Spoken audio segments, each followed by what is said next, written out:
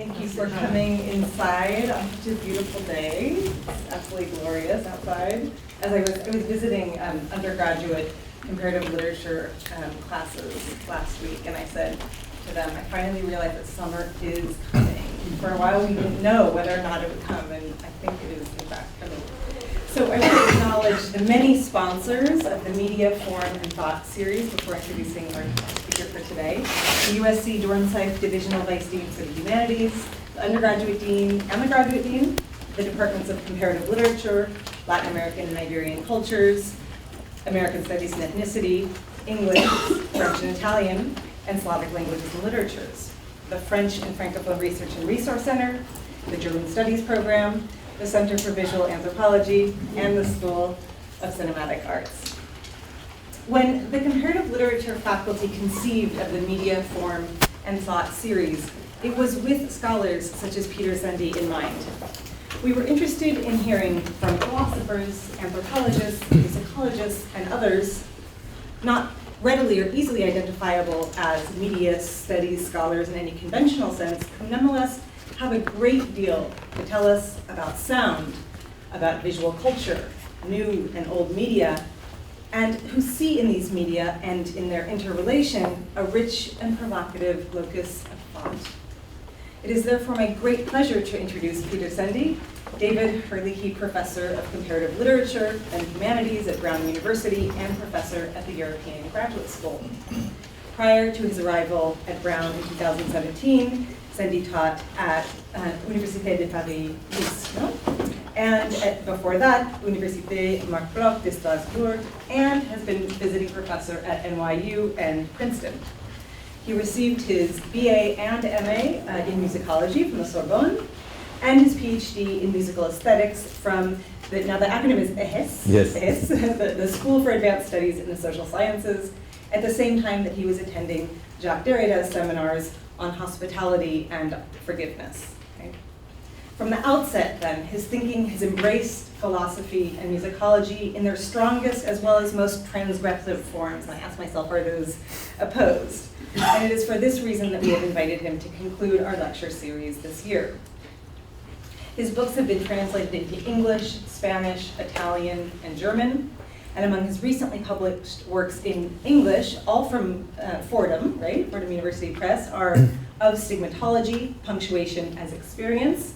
And I'll list the English translation dates, but of course the original publication dates in France are about between 3 and 5 years before. So that was 2018. All Ears, The Aesthetics of Espionage, 2016.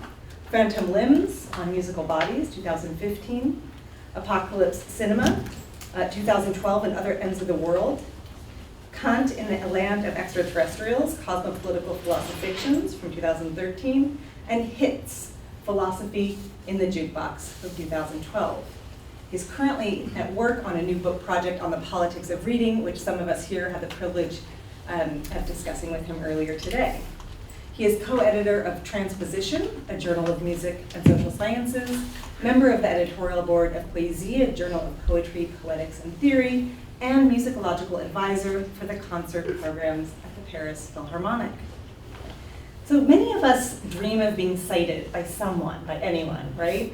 Maybe one day a book will be written about our work or a conference in our honor, right? Well, in addition to all of these things, Peter Szendy's books have also served as inspiration for art exhibitions, films, and plays, which to me is incredible. Like, he actually has an entire section of his CV devoted to these things. We might say that Szendy practices a philosophy of the senses, yet we are not talking about an economy of the senses in which each pertains to a discrete part of the body, in which we hear only with our ears, see with our eyes, smell with our noses, touch with the surface of our skin, taste with our tongues. Indeed, sensing is always bodily and always more than bodily. So that, for example, Szendy's Listen, A History of Our Ears, registers everything from our first inaccessible musical encounter as a child to a hearing in court. When we say listen, he argues, we command and we invite. We communicate an intimate, subjective experience and call to the other to share in this experience, however impossible. Indeed, Szendy demonstrates that such an impossible but necessary sharing is indeed constitutive of this sensory experience, so that I will have always already opened myself to the other as I expose myself to what is strange and moving and compelling about a particular musical arrangement, what Szendy describes as a signed listening, in which I too have been summoned to hear what the other hears. His book, The Supermarket of the Visible, Toward a General Economy of Images, I wrote the English translation of which will be published next week, but I actually have a physical copy of it in my hands, which is very exciting. And I believe that today's talk hails from this book.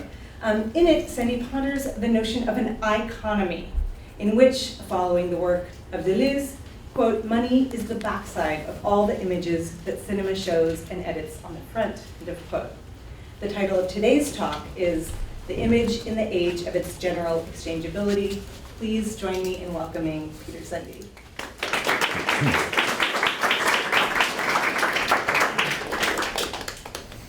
Thank you very much, Erin, for this generous presentation. I'm very happy and honored to be here. I will my talk this evening will be a sort of long postscript to the Supermarket of the Visible. So actually, it's true that this book came out of one sentence by Gilles Deleuze that I tried to understand. That's the short pitch for the book. And this sentence is the sentence that Erin quoted. So money, writes Deleuze, not me, money is the reverse, the other side of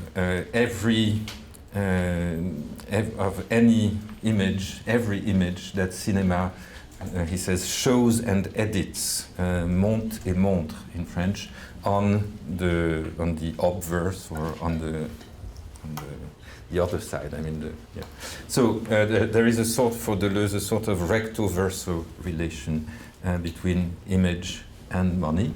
That is proper to cinema, but if, as you know, for Deleuze, cinema is basically the name of the world or the universe, it means that this sort of recto-verso belonging together of image and money doesn't have borders anymore. I mean, it becomes a structure. So this is, let's say, the entry or the main entrance in the book. But I won't talk about this sentence this evening. Rather, I gave a very, and willingly, consciously so, very Benjaminian title to this talk, as I'm sure you have noticed, The Image in the Age of its General Exchangeability. So I mimic consciously the title of Benjamin's famous essay, The Work of Art in the Age or Era of its technological, there are various translations, reproducibility.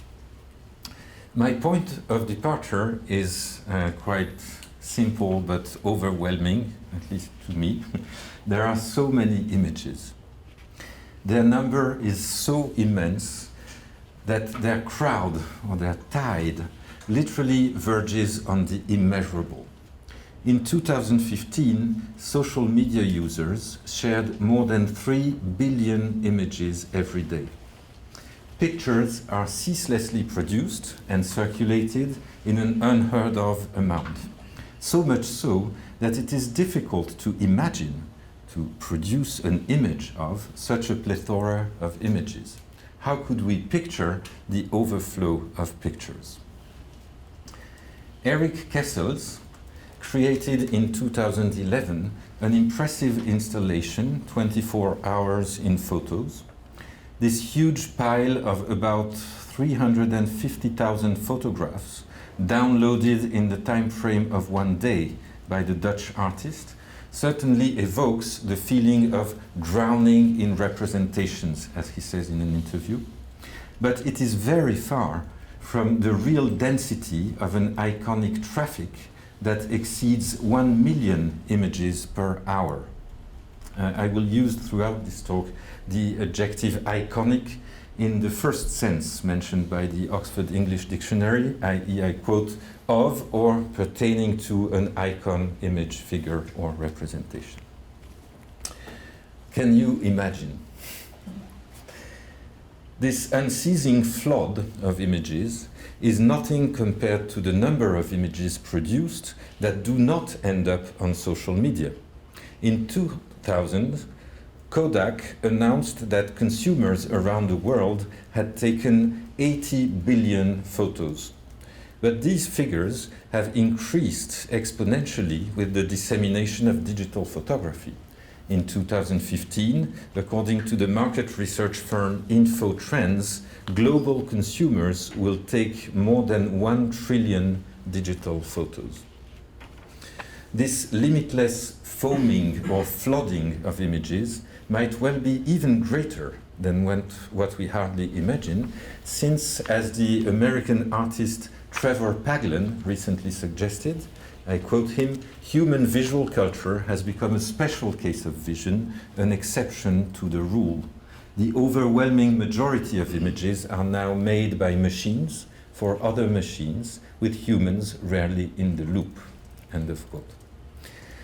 Paglen gives a whole list of striking examples, from automatic license plate readers to cameras in malls that track motion and facial expressions, or imaging systems that oversee packaging and logistics, etc.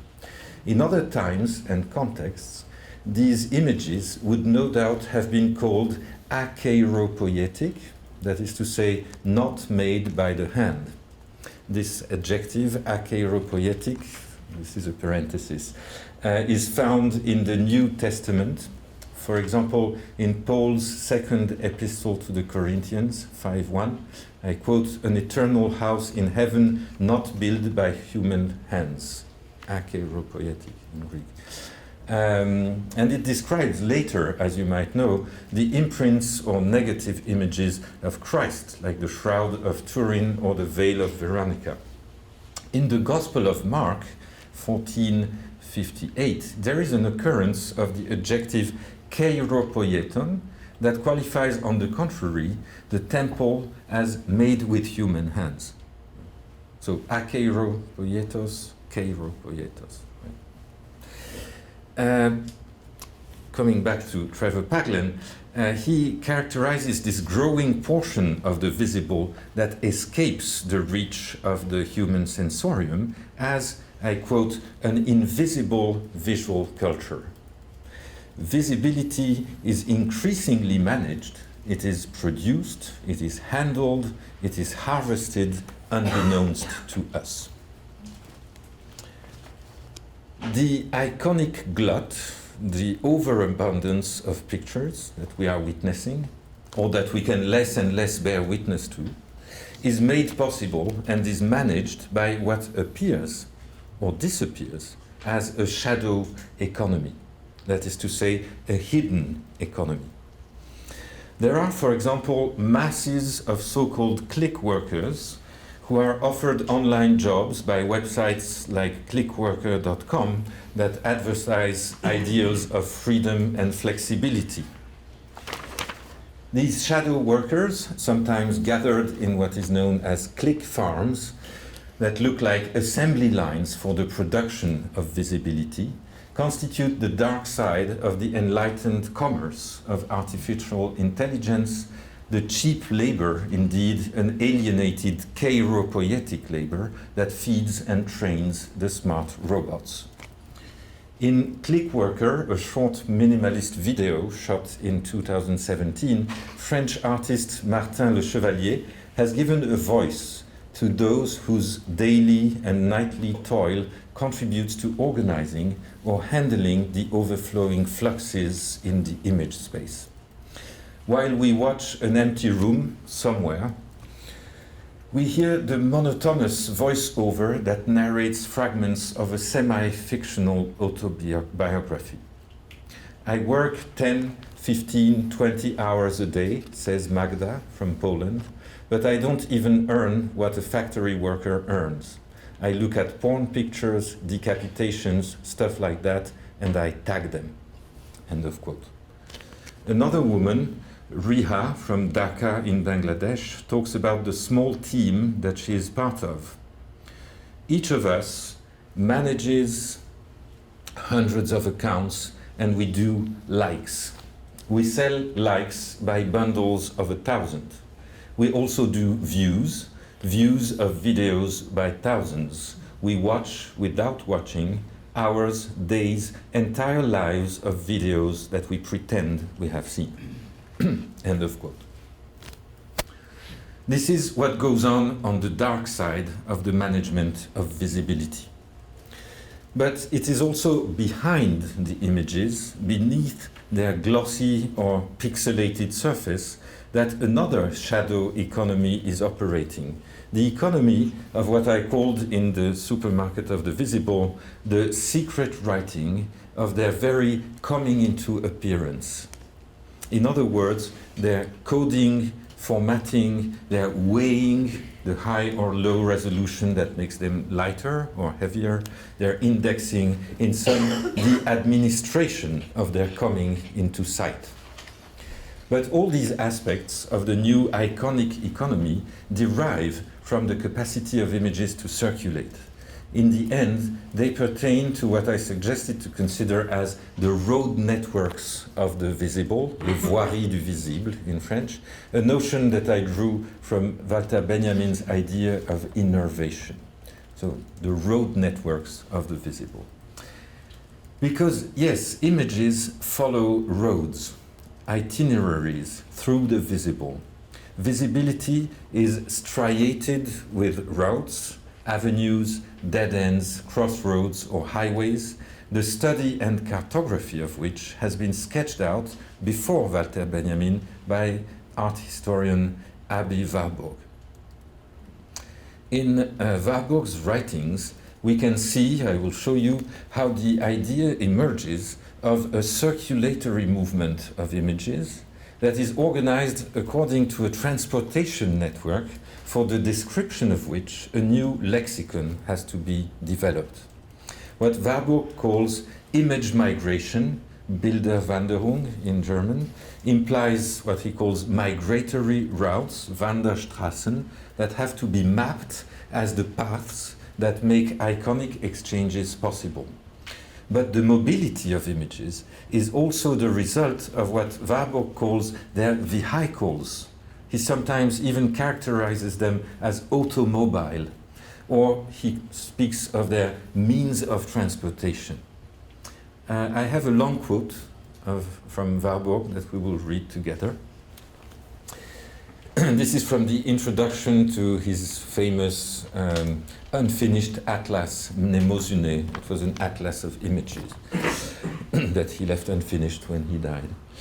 So he writes, if the formation of style is understood as a problem of the exchange of expressive values, ein Problem des Austausches, so it's an economy that is at stake in a way, then we are faced with the imperative of examining the technology of the means of transportation, die Technik seiner Verkehrsmittel. I've put the German because I've tried to translate it as literally as possible and more literally than the English translation, the existing one. And it's important because it's really a matter of transportation and road networks. So he says, yes, the means of transportation underlying the dynamics of this process. The era between Piero della Francesca and the school of Raphael is an epoch of the international migration of images, internationalen Bilderwanderung, between north and south. Due not only to its mobility, but also its technique, which fitted the multiple reproduction of the iconic content, the Flemish Tapestry is the first, albeit colossal, automobile vehicle for images. Der erste noch kolossalische Typus des automobile Bilderfahrzeugs, which, freed from the wall, served as a forerunner of the printed illustrated page, in other words, the copper engraving and the woodcut that for the first time made the exchange, Austausch again, of expressive values between North and South into a vital part of the process of circulation that shaped the formation of European style. End of quote. So, reading Warburg with an eye to what I suggested to call iconomics, a general economy of images that seeks to account for the laws of their circulation and exchanges. Reading Warburg like that, we should pay attention not only to the becoming of iconic routes and vehicles in the digital age, but also to the history, to the genealogy which ties them to the road networks that have striated the visible in the past.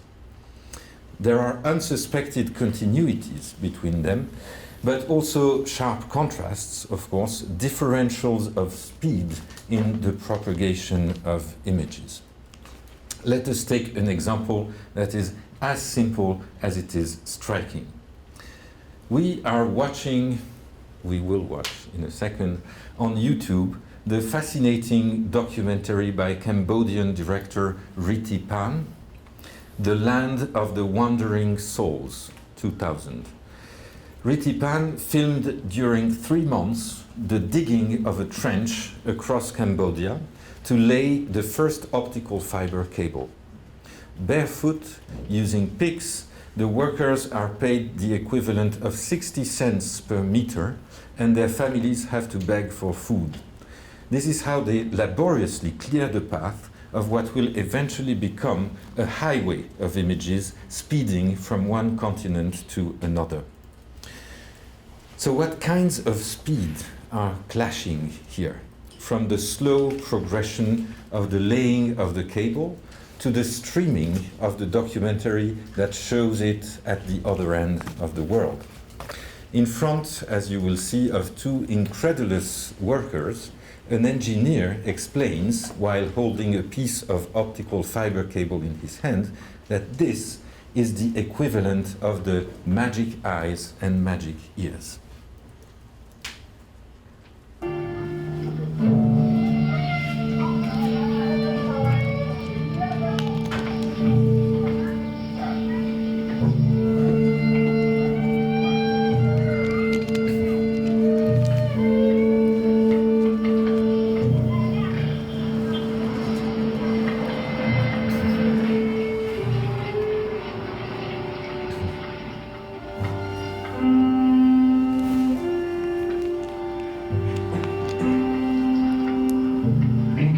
Reminders of the past lie buried in the earth, but few of the workers fully understand how this cable will connect their country to the world. They once used to speak of magic eyes and ears. Have you heard the elders or read the Ramayana? Magic eyes, magic ears. It's this cable. Magic eyes means you're here, but you can see as far as America. You can see the whole world. That's the magic eyes. With this cable, they transmit television. They show CNN to the whole world. All over the world, people watch news on television. That's the magic eyes. And the magic ears? You're here, but you hear someone in America or in Canada. Thanks to this network called telecommunications.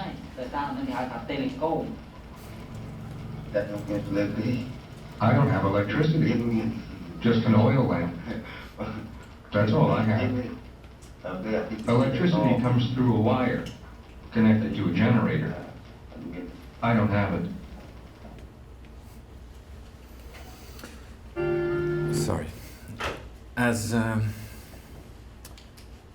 Riti Pan explained in a seminar he gave in an art school in Paris, the digital highway, the autoroute de l'information, the digital highway of the optical fiber cable is grafted upon the historical Silk Road across Cambodia. Right? Suit la route historique de la soie. As a matter of fact, the new road networks of the visible often follow existing paths inherited from the past, from national colonial histories. The shifting geopolitics of the iconic roads and vehicles that Aby Warburg outlined is one of the main tasks, I would argue, of an iconomics to come. Now, like the images themselves, gazes too follow more or less precisely drawn trajectories. On the various panels of the Mnemosyne Atlas, an atlas of images, as I said, that Aby Warburg left unfinished when he died in 1929, the juxtaposition of images was a way to prepare the saccades, that's the technical term, the rapid intermittent movement of the eyes of the beholder. A good example here, this is panel 32, dedicated to Carnival, so it's a collection of images about Carnival. And you can see maybe some dancing figures around the chessboard in the upper row. And this could be, these dancing figures around the chessboard could almost be the emblem of the dancing gaze that the panel elicits. Warburg described the Hamburg library that he founded and where he gave lectures illustrated by these mobile panels as a revolving observation tower. This is from an exhibition organized in Germany where they reconstituted the whole atlas. So you can see how it was used. So he described his library covered with these panels as a revolving observation tower, Aussichtsdrehturm in German, an observation tower that scans, he said, the whole migratory routes of culture and symbols between Asia and America.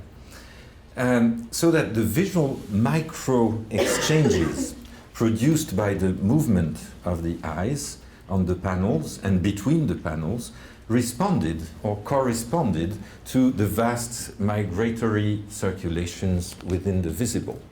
This is Wanderkarte, as he called them, so a migratory map drawn by art historian Fritz Saxel for Warburg with the help of some cartographer.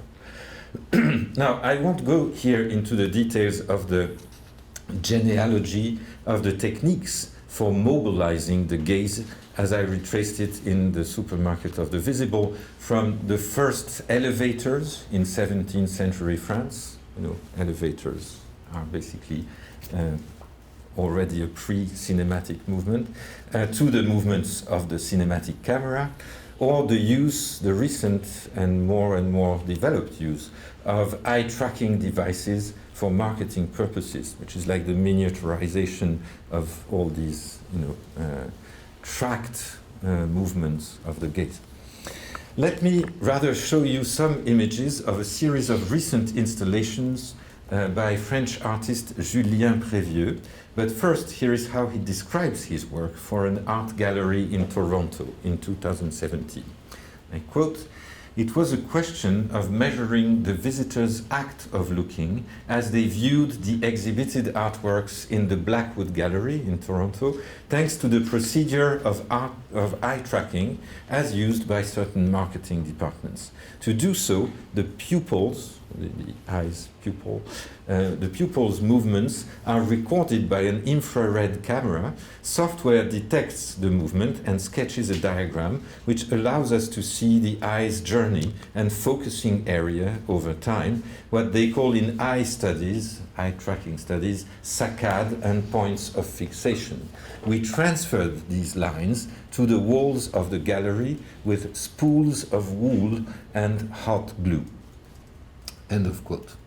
Now these Arachnean routes are fascinating. These are the Arachnean routes followed by our eyes in a few fractions of seconds in front of an artwork.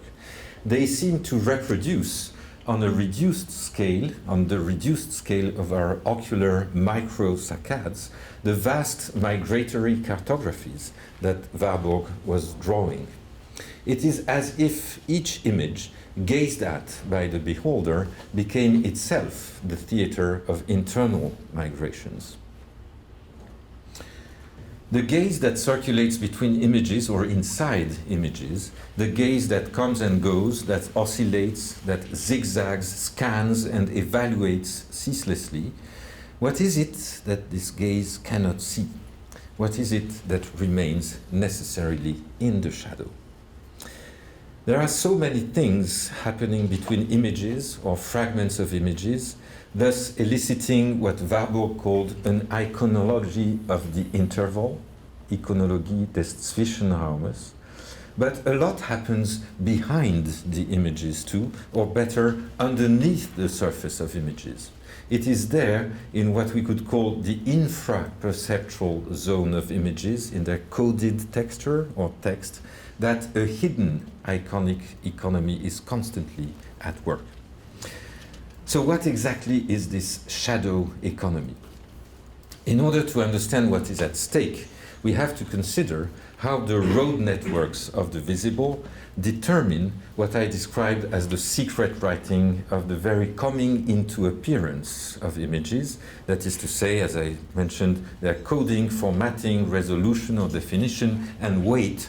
In other words, the speed of their trajectories and the overload or the congestion they could create in the traffic. Compression. Compression is the technical name for the management, or better still, I would say, for the political economy of the becoming visible. Images, as we know, are constantly being rewritten along their migratory routes.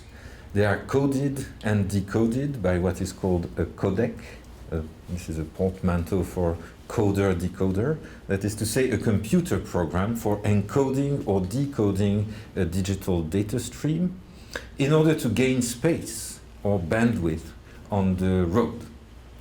Jonathan Stern has analyzed some of the perceptual techniques, as he calls them, that are used for this purpose. Portions of the digital description of sounds and images are removed under the assumption that they would not be heard or seen anyway, due to the perceptual gaps that are built into, that belong to our sensory apparatus.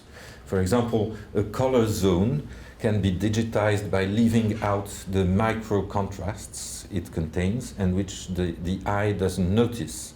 In the case of moving images, the encoding can skip what remains similar and retain only what changes from one image to the next, etc.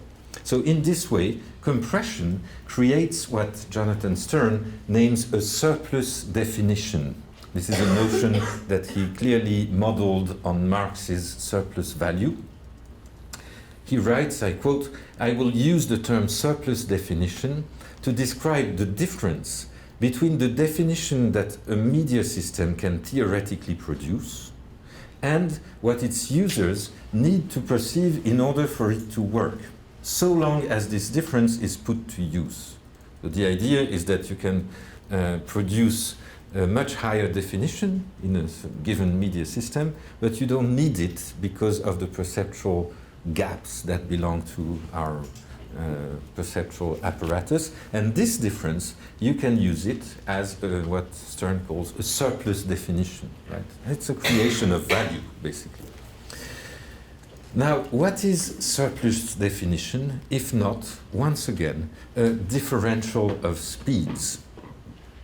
It is as if, the image were traveling faster than it could do without compression, as if the image were gaining space and hence time, thus overtaking itself or another version of itself on the road networks of the visible. The image we see is the stabilized or coagulated result of a whole series of economic transactions that negotiate its speed, its accelerations or decelerations on these road networks. Of course, when the circulation of iconic data runs into traffic jams on the road networks of the visible, you can see it. The image becomes pixelated, as when we watch Riti Pan's Land of the Wandering Souls on YouTube. But what we cannot see as such, are the speed differentials that result in pixelation. Indeed, borrowing from Freud and from Benjamin, one could conceive of pixelation as a precarious balance of forces as a compromise formation produced by the optical unconscious, or better, by the optical unperceived. Now, you might wonder, where is this shadowy, this imperceptual iconomy leading us? And I'm getting toward a conclusion. The hypothesis I would like to put forward is the following. Any image could be perceived of as a differential of speeds that has been temporarily stabilized or balanced. Or conversely, the energetics of the image, as it demands to be thought in the age of its general exchangeability, these energetics could be only the generalization of an iconomy inherent to the image as such. In order to put this hypothesis to the test, let us take a big step back, a jump or a leap, indeed not unlike those made by the protagonist of an extraordinary narrative that I will shortly and briefly read with you, Adalbert von Camisso's Peter Schlemihl. It's a history of shadows. When the character, Peter Schlemihl, puts on his 7-leagued boots. So we will jump to, but in time. Let's take a short run-up and revisit very briefly what is generally considered as the myth of the origin of painting, of the painted image. There are many representations of the ancient scene we are about to witness. One of them, kept at the Château de Versailles near Paris, is Jean-Baptiste Regnault's Dibutade ou l'origine de la peinture, Butadis, or the Origins of Painting, 1786. Now, the practice of skiagraphia, literally the writing of shadow, is already mentioned as a familiar pictorial technique in Plato and Aristotle, where it is a metaphor for illusion. In Book 10 of Republic, Socrates says that skiagraphy pertains to witchcraft, and in Book 5 of Metaphysics, Aristotle writes that skiagraphy shares the unreal nature of things seen in dreams. Later, and this is where I'm getting at, later, skiagraphy plays an important role in legendary accounts of the invention of painting, as in Pliny's Natural History, Book 35. I quote, "The question as to the origin of the art of painting is uncertain, and it doesn't belong to the plan of this work, but all agree that it began with tracing an outline round a man's shadow." So, the invention of painting is said to coincide with the circumscribing of shadows, with their contouring. But in another passage later in the same book, Pliny locates this origin that he previously set aside, saying that it doesn't belong to his planned discourse. He locates it in a pictorial gesture that is immediately translated in another medium. Drawing, as you will see, becomes relief in clay, as if the beginnings of painting were only thinkable through a shift that substitutes the first picture by another version of itself. I quote Pliny, "Modeling portraits from clay was first invented by Butadis, a potter of Sicyon at Corinth. He did this owing to his daughter, who was in love with a young man, and she, when he was going abroad, drew in outline on the wall the shadow of his face thrown by a lamp. Her father pressed clay on this and made a relief, which he hardened by exposure to fire with the rest of his pottery." End of quote. Now, if we follow this account of the origin of painting, it has to be said then that the coming into existence of painted images is indissociable from an exchange, from a swapping of mediums, or indeed of formats. The origin of painting would be a reformatting from drawing to relief, indeed a differential of speeds, one of the formats takes more time than the other, a difference that is bound to disappear as a difference in its very coming into appearance. Even if it is hence tempting to read into the invention of painting as recounted by Pliny an already iconomic dimension, then the least we can say is that it remains implicit. Indeed, one has to wait for the fantastic novella that I mentioned, published by Adalbert von Chamisso in 1814, the wonderful history of Peter Schlemihl. One has to wait for it to bring to the fore, to unfold the implied shadow economy that haunts pictoriality since its legendary Greek beginnings. What happens then to the eponymous character, to Peter Schlemihl? Lured by a meager elderly man dressed in a grey coat, he agrees to a bargain, to a sort of Faustian contract. I quote, "I give you my shadow for your purse." Unfortunately, I cannot go into all the fascinating details. This talk has been already too long in this remarkable story. But let me emphasize very quickly one motif that seems of particular relevance for our purpose, the oscillation of the shadow between materiality and immateriality. Let us read, for example, what appears in chapter 3 as a fantastic retelling of Pliny's account of the beginnings of painting. I quote, "To leave nothing untried," this is Peter Schlemihl speaking, he's desperate because he has no shadow anymore, he sold it. To leave nothing, and he regrets it, so he tries to gain, to have his shadow back.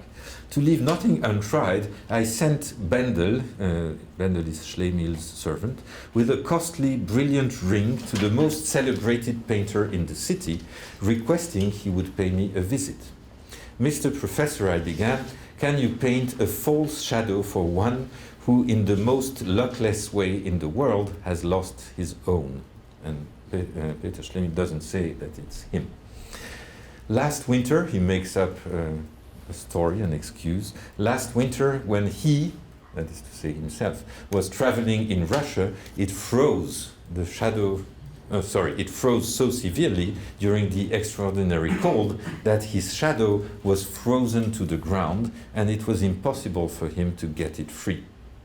And I, said the professor, the painter, could only make him a sheet shadow which he would be apt to lose again.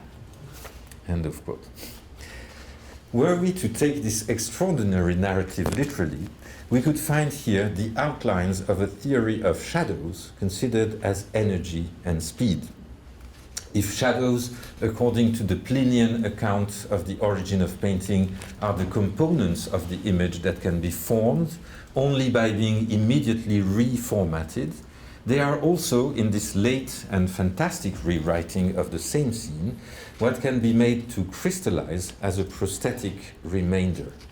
Shadows, at the time when Chamisso rewrites Pliny, have become, as Warburg would put it, the automobile vehicles for images par excellence. Silhouettes, Schattenbilder in German, literally shadow images, that is to say portraits in profile, cut with scissors out of black paper, were as popular as photography would eventually become. Various apparatuses or machines were designed in order to produce silhouettes, shadows, Schattenbilder, modeled these apparatuses on the physionotrace invented by a certain Gilles-Louis Chrétien in 1783. In some, shadows became the object of what would later be described as a media industry. This is another version of the physionotrace. They were mechanized, shadows were mechanized and formatted in order to circulate all the better, since they were compressed, so to speak. They only represented contours, after all. It's a form of compression too. Indeed, one is almost tempted to say that Peter Schlemihl's frozen shadow seems to anticipate what Marshall McLuhan, much later in 1964, will call cool media, that is to say, media characterized by a low definition. McLuhan's introduction of a caloric paradigm in media theory seems bound to acquire a new relevance today when the overheating caused by high definition streaming consumes a lot of energy for cooling purposes. But to get back to Peter Schlemihl, to his shadow can become solid then, as we saw, glued or stuck to the surface it is projected upon. But it can also be, and that's my favorite scene, it can also be lost. It is volatile, poorly attached, almost like a prosthetic limb. It can be lent. At a certain point, Bendel, the servant, generously offers, "I will lend you my shadow," he says to Peter Schlemihl. And it can be, this is a wonderful scene, it can be chased even. As when Peter Schlemihl encounters the visible shadow of an invisible man and mistakes it for his. I quote, "There passed by on the sunny sand a man's shadow not unlike my own, wandering about alone, and which appeared straying from its owner. I imagined that if I were lucky enough to get into its track, I could so arrange that its feet should just meet mine. I would even attach and it would, even attach and accommodate itself to me." End of quote. Now let us take a look at the engraving imagined by the British illustrator George Cruikshank for this passage in 1824. The image of the main character, Peter Schlemihl, himself an image, who runs after his shadow, after his image. This is the most grasping figuration of the speed differential that every image is. It is quite literally that the image here anticipates itself or lags behind itself.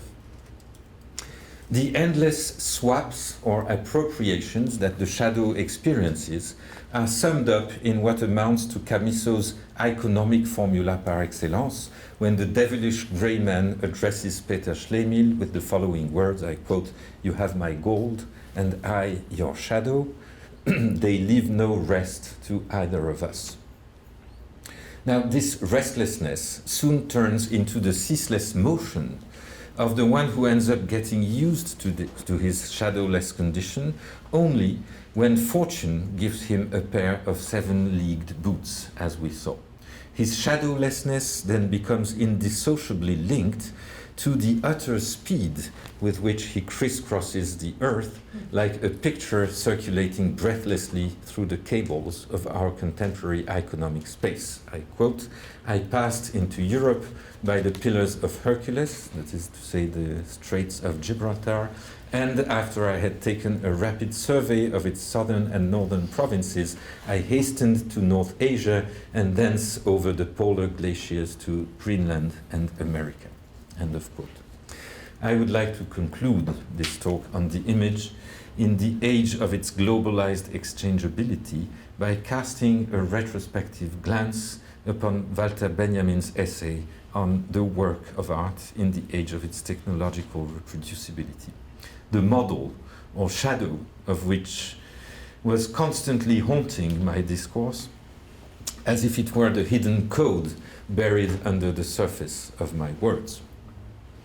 When Benjamin gives one of his famously enigmatic characterizations of the aura, of the singularity, or we could even say sacrality, of the unique in the work of art, he reverses, in a way, the legend of Butades and his daughter, as told by Pliny. For Benjamin describes the aura as the shadow cast on the beholder. I quote, "What then is the aura?" Very famous passage. "To follow with the eye, while resting on a summer afternoon, a mountain range on the horizon, or a branch that casts its shadow on the beholder, is to breathe the aura of those mountains, of that branch." End of quote. What Benjamin calls the aura's present decay, then, is a Schlemihlian loss of shadow. The non-auratic images, or supposedly so, that lead their autonomous life on our social networks can depict shadows, we know that. They can show shadows, they can represent shadows, but apparently they have no shadows themselves. They don't seem to cast shadows. Indeed, the more images tend towards what we fantasize as an immaterial state, the less shadows they have.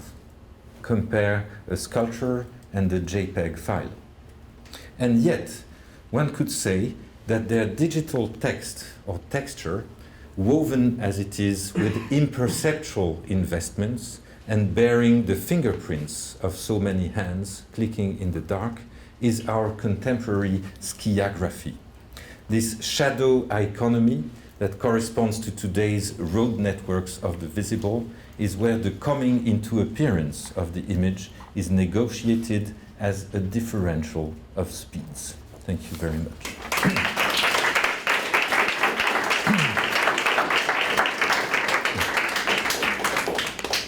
Thank you so much, Peter. We have time for questions, comments, debate, wine. Thank you, Peter. That was fantastic. I have a question, and I'm glad you ended on Benjamin because it's kind of a Benjaminian question. I was wondering about whether, I was thinking about what you're doing with images and the economy of images in the context also of Benjamin's thinking, not just so much about images, but about the dialectical image, which seems to me that something happens there in Benjamin, although sometimes he uses them interchangeably, where the dialectical image is doing something that's not just what images do. And I was also puzzled, and one of the reasons why I'm asking this is because Benjamin also insists on deploying the motif of time differentials when he's talking precisely about his method of history. So I was thinking whether it seemed that history was entering into your discussion at a kind of descriptive level, but not so much at a methodological level. And I was wondering if there's anything specifically about the historicity of this particular regime of economic circulation of images that is in a certain way informing the work, even though perhaps staying at a shadow, even in your own articulation. Or if you could just simply say something about the relationship between historicity and image, that would be great. Yes, thank you. Thank you for the question, and thank you for bringing up, literally, from the shadows where I sort of left him, from the background or underneath, from bringing up Benjamin and Benjamin's idea of the dialectical image, basically. No, that's what you're asking. I mean, the dialectics at a standstill, as frozen, but still oscillating at a crazy speed, right? In what Benjamin calls the dialectical image. So there is this aspect in your question, and I will try to say a word about that. I will try to say a word about that in the perspective of what I try to understand as an economy. That is to say, an economy proper to images, not images as an object or a thing among others that obviously belongs to economic circulation, but what would be specifically the economic dimension of images proper to them. So that's one thing. The other thing is, they are connected, of course, but the other thing is history. So let me start by a sort of general remark about history, the historiographic approach. So on the one hand, I think that for me it's very important, that I hope that the talk witnessed that. It's very important to think about the specificity of digital images and this digital circulation of images, what happens to images in what I call the age of their general exchangeability. And so here there is a historical era or period, and this is a historical phenomenon. On the other hand, it's true that I concluded this talk by sort of folding backward what happens to images in this era, folding it backward onto a sort of general approach or general questioning of what an image is. Right? And this is where the origin of painting, as told by Pliny, kicked in, and then this whole history of shadows, Peter Schlemihl. So I'm not at all implying that historicity is secondary in any way. I think it is absolutely important that something of the nature of the image uniquely comes to the fore in the era of its general exchangeability. And this was in a way invisible before. But we cannot prevent that from being folded back on the very concept or notion of image in general. And hence, what comes to the fore too is that maybe the image has always been just a differential of speed or forces of etc. Now, this leads me to the other aspect of your question, which is Benjamin. So it's true that I left Benjamin as a as a sort of secret code, though he emerged in certain parts of my talk, but he was also a sort of secret code. Obviously, this talk is much more indebted to Benjamin than it seems. Actually, if the reason why it seems less indebted than it is maybe also because this is a sort of long postscript to the book, and the book dedicates, I don't know, 60 pages to analyzing all the different versions of the famous Benjaminian essay, The Work of Art in the Age of Its Technical Reproducibility. There are 4, even 5 versions. I look at the differences and then at what this idea of innervation that is so important in this essay, what it becomes, and etc. But what is true is that there is in Benjamin this idea of the dialectical image. Right? The image as a field of forces, let's say, that doesn't move because it moves at such a tremendous speed, something like that. So what I would say, but I have to think this through.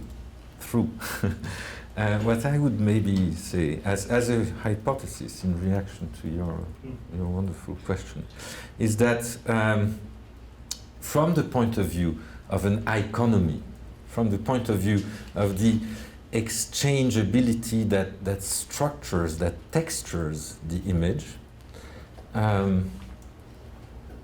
the dialectical image would be a sort of an extreme image, an image that maybe doesn't exist, right? Or a limit state, right, of the image, either when the image is becomes so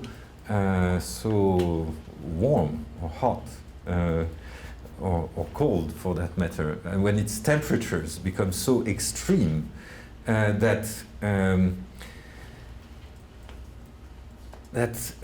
speed, its inner differential of speeds becomes equal to 0 or to infinity. Right? And so it would be in the idea that I pretty much borrow from Bataille, actually, this general economy of images.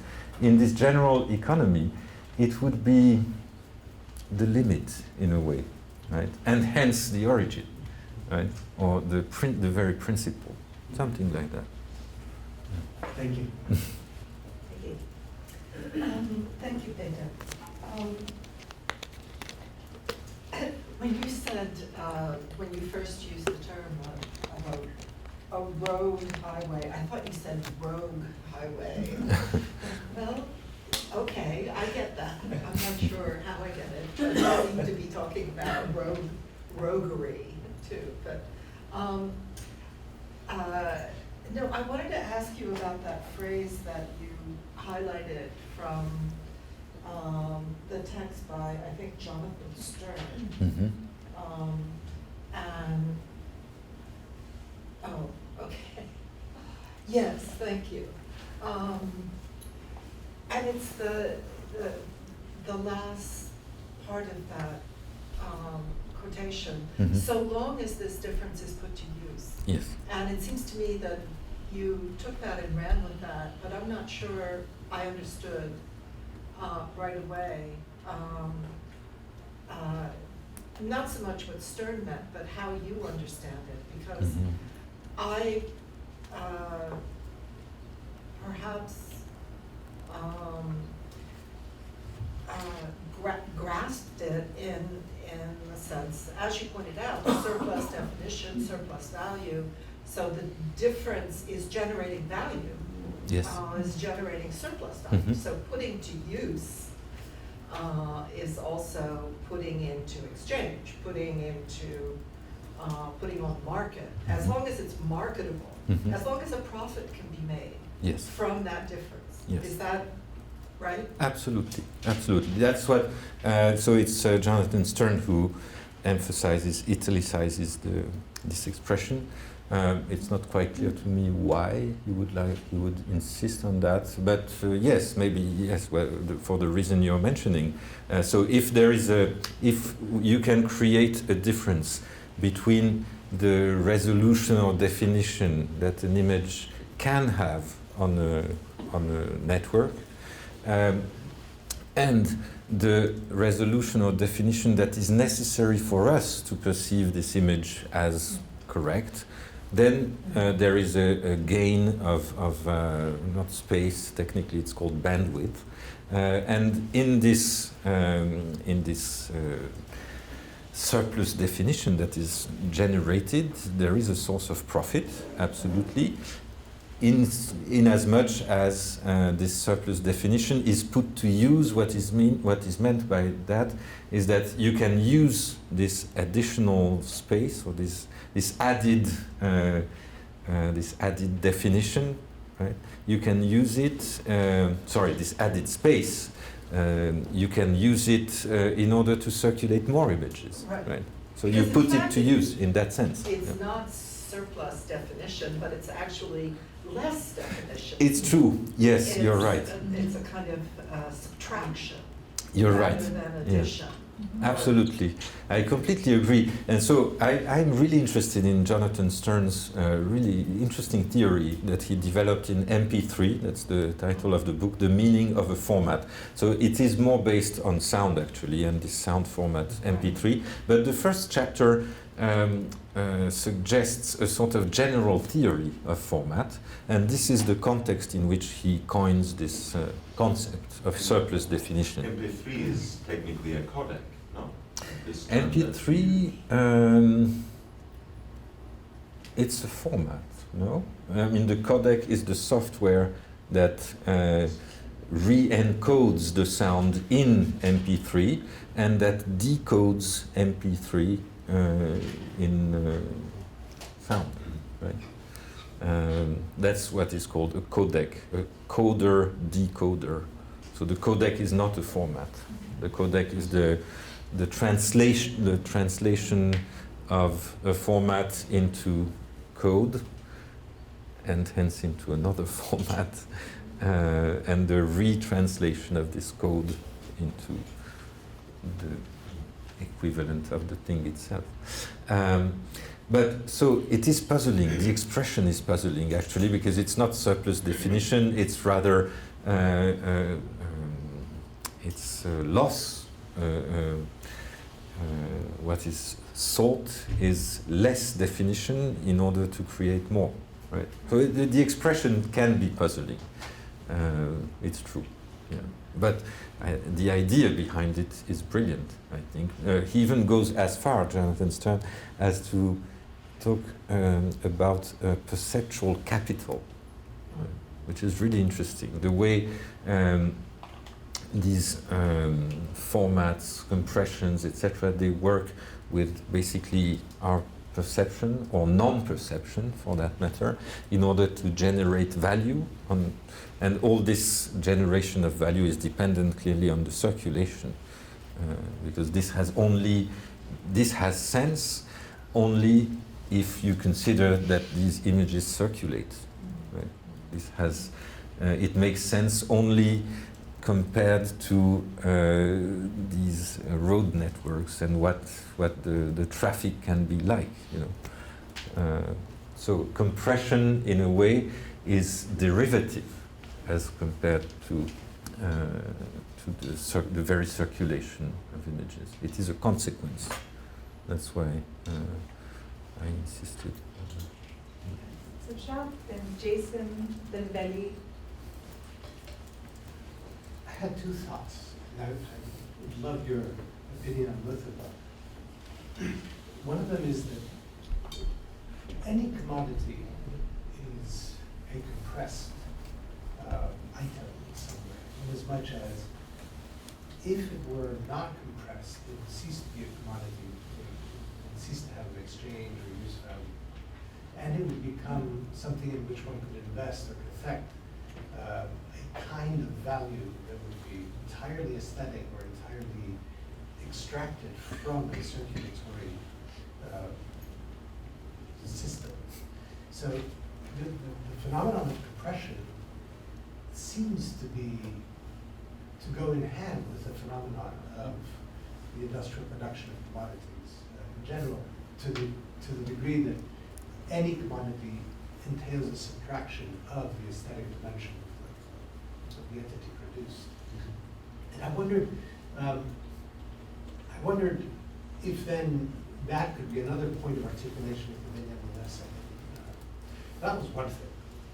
The other thing had to do with the Pliny quotation, and I wondered if you could bring it up, because I thought I saw. Yes. This one or the Yeah, next one? This one. Umbra homines illes circumducta. The word duce, it seems to be extraordinarily important there, because it speaks to the temporal, but also vehicular aspect of the line that inscribes in that kind of primal scene of the tracing out of the shadow the temporality of a line that is bringing something along, ducere, but what it brings along is only the emptiness of the tracing of the moment there. So it's as though the dialectical image were already embedded, as you were saying, in that primal scene of the production of drawing as well. Those are the two things that I... Thank you so much. Those are two fascinating thoughts. I have to digest them. But so I don't want to just talk about them for the sake of talking, but they are really, really interesting. So on the first one, just a quick thought. So it is well known that in Benjamin's essay on the work of art, the two central notions, two of the central notions, how is it in English? The exhibition value and the I think cult value. Cult value, yes, thank you. I was blanking on the English. Exhibition value and cult value are in a way, the translation for the image, for this specifically iconic economy. They are the translation of two Marxian notions. Use value becomes cult value, and exchange value becomes exhibition value. So in a way, when we talk about the image in the age of its general exchangeability, we are talking about the generalization of exhibition value.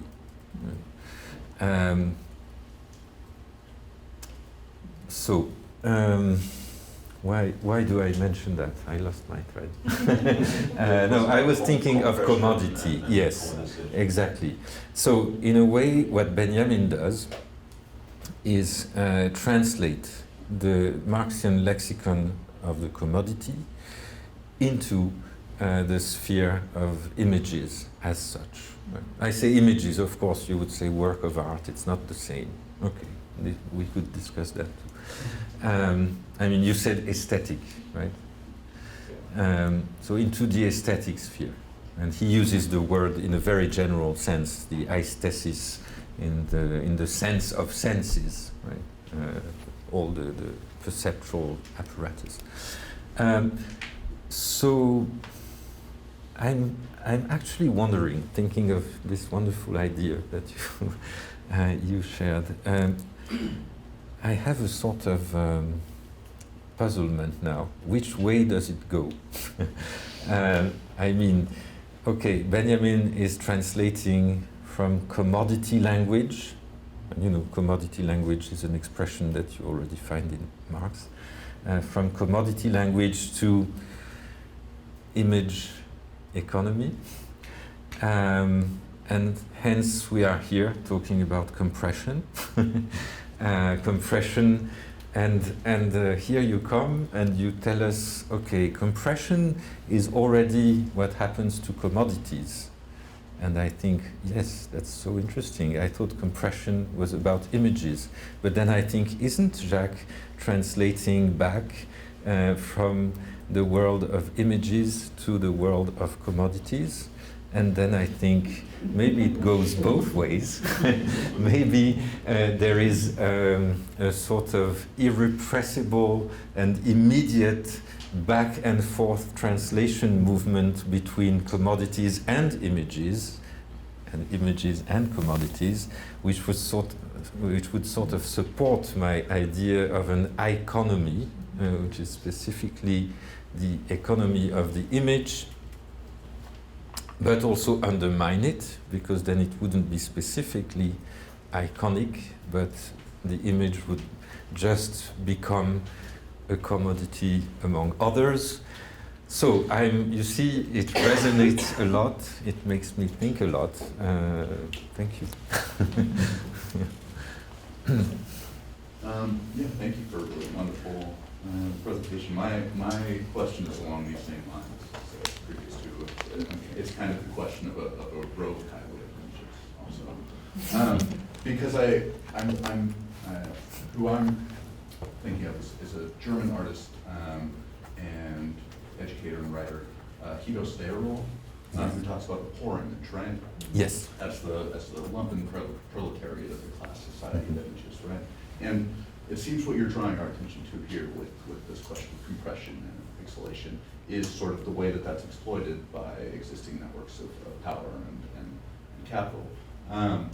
Whereas she draws attention to those poor images as exactly those which allow for an alternative economy of image exchange, right? These poor images is those which can be appropriated, remixed, circulated on sort of clandestine kind of networks. And she says that's exactly the return of a cult value, right? Of a use value to these images outside of the normal exchange. So I wonder if there is any sort of possible political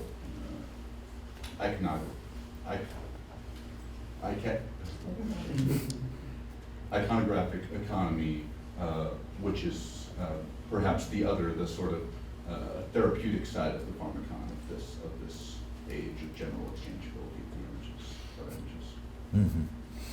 images. That's for example, sorry, just yes. This film by Lexicon, for example, is not available on it's not distributed on DVD, and thus you can nonetheless you can show it to us because somebody's uploaded it to YouTube. Absolutely, absolutely. I want to show you an image if I can find it. No, I can't. Okay. It was just thinking of the word you mentioned, therapeutic. So there is a tradition, it goes back to the Bible. Now I would have to check the exact scene of, is it Saint Peter? Healing with shadows. There is a wonderful painting by, is it Masaccio? Masaccio. Yes, in Florence, of Saint Peter walking by sick people and casting his shadow, and they heal. But this was just in order to gain time to respond to your question. So, of course, Hito-Steil's very famous and very widely circulated essay on poor images, with all kinds of striking metaphors drawn from Frantz Fanon. Poor images are the wretched of the digital sphere, or something like that. Hito-Steil's essay is very important, and I think it has really configured the way we think about rich or poor images. So it's not a caloric paradigm like in McLuhan. It's not a ponderous paradigm like weighty, heavy, or light, but it's really an economic paradigm. I mean, poor or rich images. It's not the right moment to do that, but I think there is some confusion in her essay as far as the Benjaminian categories are concerned. She sort of mixes up cult value and exhibition value, even if the conclusions are right in a way and understandable. I could demonstrate that, but it's not worth it now.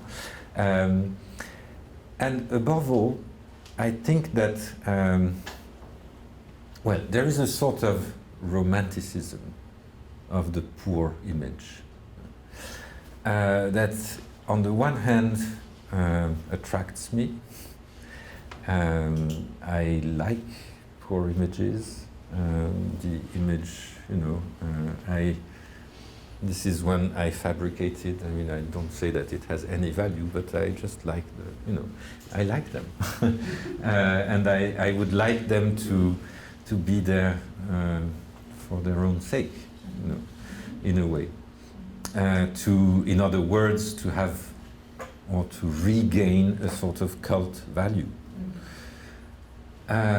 Whereas they are the product, as Hito-Steil herself says, the product of the generalization of exhibition value, since the reason for their being poor is the acceleration, the infinite acceleration of their speed in circulation.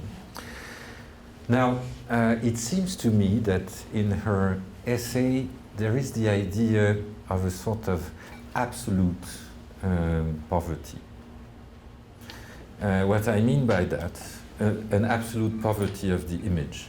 What I mean by that is, if, concesso non dato, if images could become absolutely poor, this would mean that they would have no role anymore in an economy. They would sort of fall out of the iconomic space and just be there for themselves, right? Not for the possibility of their being swapped or circulated in any way. So this would be, in a way, yes, an absolute poverty. It's not unlike what Agamben does with Franciscan monks and ideals, The high, or how is it in English? High poverty? highest. The highest poverty, yes. So, in order to Agamben's argument, you know, is that we could sort of regain a notion of use that is sort of untied from economy, a sort of absolute right to pure use. Now, it seems to me that there is a similar sort of fantasy in Hitoshtail's way of thinking about images, even though she doesn't quote, if I remember correctly, Agamben, and it has no importance. Now, my question, but it's a question, it's a problem for me, a problem in the sense that it has to be, I mean, one has to work on this. My question is, can there be such a thing as an image that escapes economy or iconomy?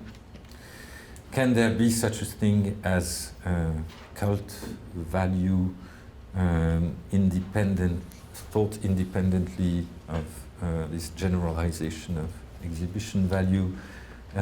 In a word, is there an outside of economy for commodities in general, but also for images? It is a very Bataillean question. You know, the very formula general economy immediately puts you on the track that that sort of pushes you toward this problem. General economy is supposed to be an economy beyond the limits of what we usually call economy, but it still is an economy, and hence maybe poverty is also, you know, recirculated. I mean, this is really a question for me, but a very interesting one, and Hitoshtail's essay raised it. Thank you for this talk. I'm really looking forward to reading the book now, even though I also want to skip ahead and read ahead even the work on politics of reading, which I hope is kind of expanding on the arguments you present in Prophecies of the Leviathan in a very condensed, compressed, let's say, and suggested form. But my question mostly relates to the status of shadows, and maybe I will ride on the wave a little bit of this proliferation of Peters, including you, Peter Schlemiel, and also St. Peter healing with shadows, because that question, you know, the status of shadows and the ways in which they matter has remained in the shadows in your talk. Sorry, I can't help myself. If only because you did not really have the chance to unfold your reading of Peter Schlemiel's story. And you also mentioned, in relation perhaps to one of the earlier quotes about how most of the images produced in our day are made for machines, for other machines, right? Yeah, that was Trevor Paglen, yes. And I don't know if I'm a little, you know, if my connection is a little contrived, but I thought this kind of prefigured what you said towards the end of the talk when you said that we have all these images now that don't leave shadows. And you know, shadows, including these you know, passages that you cited from Pliny, we can come up with all sorts of different genealogies. Of course, one of the primal scenes that comes perhaps immediately to mind is, of course, Plato's allegory of the cave. But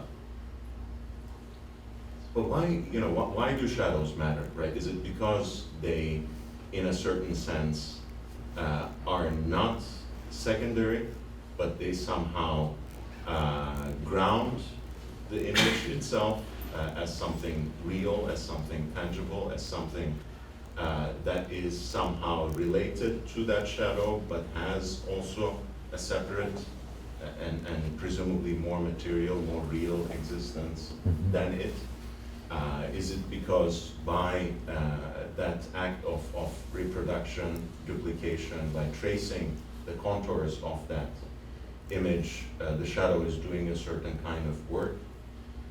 Perhaps another way of asking this question, not to be too Berkeleyan, I suppose, but do shadows matter at all if there is no subject, no spectator, no human being to see them? Right? Well, I mean, yeah, I don't know. Again, I don't know if this is like a silly question, especially the second part. Probably as I continue, it will get sillier. But honestly, yes. What is the status of shadows? What kind of work do they accomplish? And why are we somehow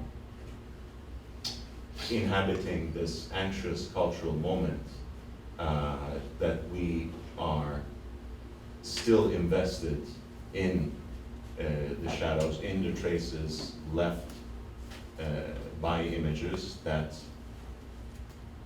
are related to them, but that are not necessarily part of them.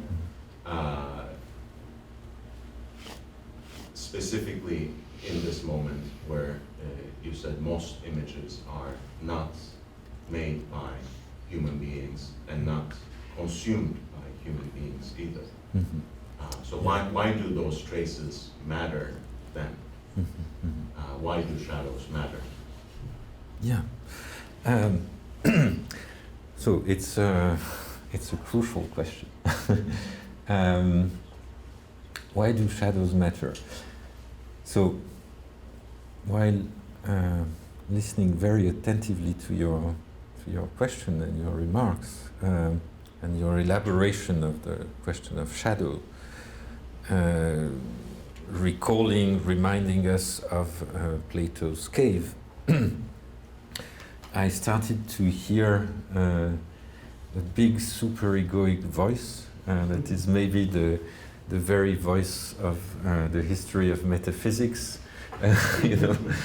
sort of shouting at me from behind like a shadow that I forgot.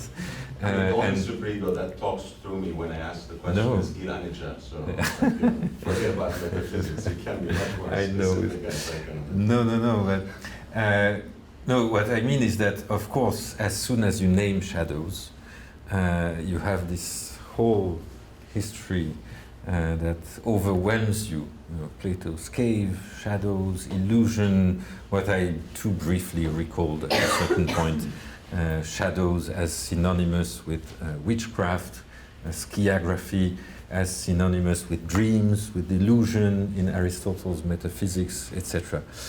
Now, in a way, my naive reaction, but sometimes one has to be naive, is no. I don't want to get pushed into this highway, onto this highway of metaphysics. I know I won't escape. Well, it's impossible. But maybe just let's dwell for a moment in some angle where shadows are not yet, or just as a quick parenthesis in this history of shadow, let's just dwell with silhouettes, with the pictorial or history of shadows, right? And even within this pictorial history of shadows, let's try to think about shadows as precisely as something that could tell us about our contemporary experience of images. Now, this is how I try to answer why shadows matter. Why shadows matter, actually. How can shadows matter? That's already, the question already implies that they have some materiality, maybe, and it's the whole question. So why do they matter? Because shadows in the history of the making of images by human hands or not. I don't know. I would leave that question open. Shadows have been the very locus where a certain negotiation pertaining to format and reformatting has taken place. That's one thing. So shadows, the pictorial history of shadows allows us to think about format and formatting and hence compression and etc. in a way that is not only and blindly limited to the digital era, but in some manners has roots elsewhere in the history of pictures. But on the other hand, I kept thinking, writing this talk, and more generally, I keep thinking about this expression shadow economy. And it's not just a play on words. You know. What is a shadow economy? It's a hidden economy. And what I'm interested in also, and not only me, but the reason why shadows matter, is as what we don't see in this new economy of images without shadows, apparently, right? These digital images, they don't cast shadows because they are supposedly immaterial. So in that sense, their shadows don't matter because they don't have any more. But on the other hand, they have a shadowy side, or I mean, shadows maybe matter more than ever because there is this whole shadow economy going on that accounts for their very coming into appearance or visibility. And that's where it is being negotiated. So, you know, it's an inchoative reflection. I mean, but I know that shadows are important. These are the reasons that I can explain now why they are important for my purpose and for iconomy in general. And I did see that phrase appearing on the screen for a very short period when you were going through your files, right? Economie de l'homme. Yes. Yeah. Where Where don't you mean in my computer? Yes, yes, absolutely. I just saw something. Yeah, it was underneath the the surface. Yeah. I'm afraid we've run out of time for this portion of the evening, but that just means that we have time for the conversation with wine portion of the afternoon evening. So please join me in thanking Peter and everyone. Thank you.